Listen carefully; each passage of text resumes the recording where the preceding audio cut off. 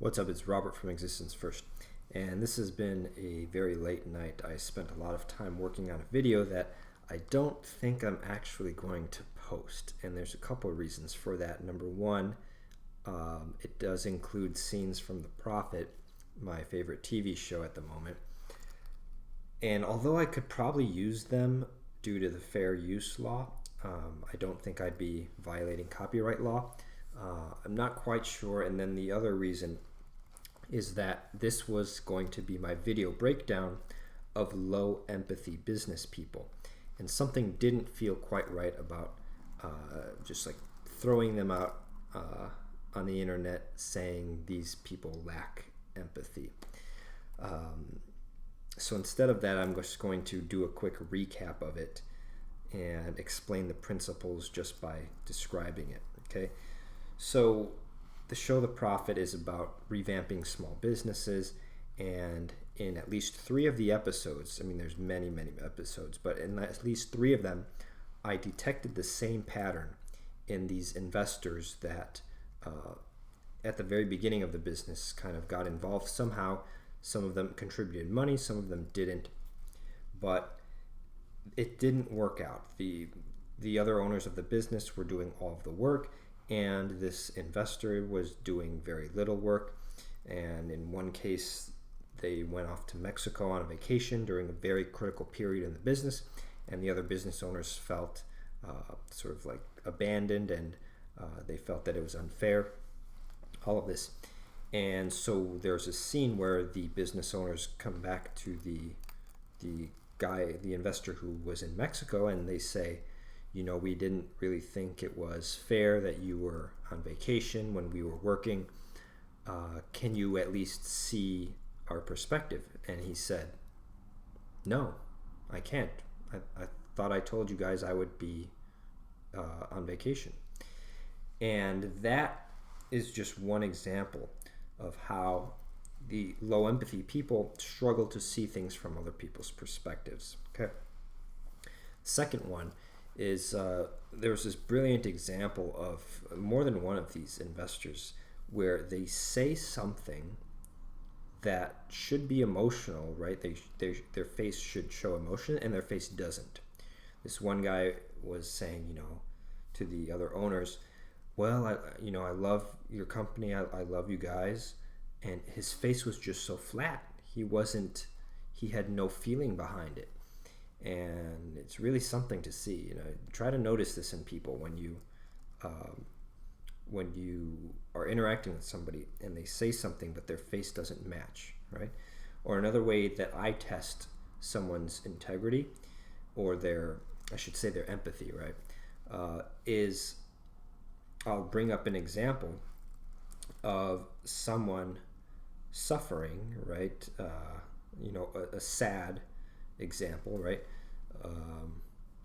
It could even be a dog, a hungry pet, right? A pet that was starving, or a pet that has lost a leg or something like that. And if you see the other person, if you see their face start to change and get like really concerned and like sad and like, like that to me, that's a good sign. That's a sign that that person is in touch with the suffering of other people. You have to be aware of the suffering of other people. That's very, very important for our society to function and for people to cooperate and be there for each other. Okay, the third one, the third trait that I noticed was a tendency for these investors to use these words like, oh, this is a gold mine, or I see a lot of potential here, and that's why I wanted to get involved. And it all just points back to the whole reason that like they're seeing things from the perspective of what's in it for me, not what's in it for the other person, not what can I provide. Okay.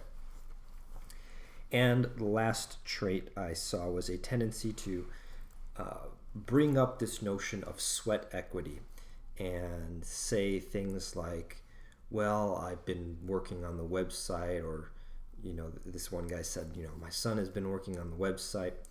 And all of these business investors, when they say that, they think that they're entitled to like more equity, and it just doesn't it reflects kind of their original intentions, that they were going into it because they saw a potential payoff for themselves. All right, so that being said, what's an example of someone with empathy? What's an example of someone who you would want to trust? Well, where's my thing? I have a remote control to demonstrate. So one time I was, this is a couple years ago, I was giving away a television that was no longer working. I couldn't get it to work. I bought a new remote and I tried new batteries and everything, and just I couldn't get it to work. So I gave it away for free to some guy that he like restores electronics that are broken. And when he came by to pick it up, I handed him the remote and I said, it's a brand new remote. I just bought it on Amazon and it's, fresh batteries. I was just trying to explain to him that, like, I tried these things and they didn't work. So, don't waste your time trying them too. And what he did as soon as I said this is he took the remote, took the cap off, went like this, and tried to hand me the batteries. And I was like, well, that's super nice of you, dude, but like, you can keep the batteries. I don't really care. But the fact that he immediately, wanted to return to me the batteries that I had just bought for the remote, that said a lot to me.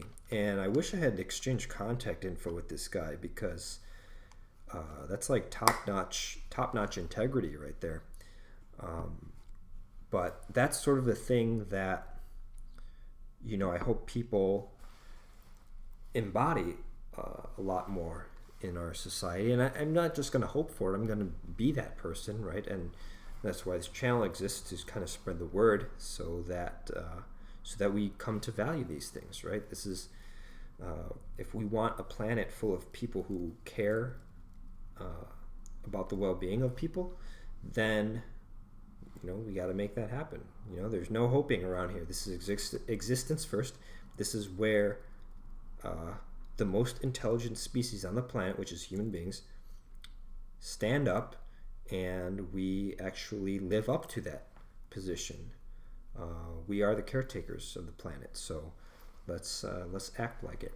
All right, that's enough for this video. Time to go to sleep.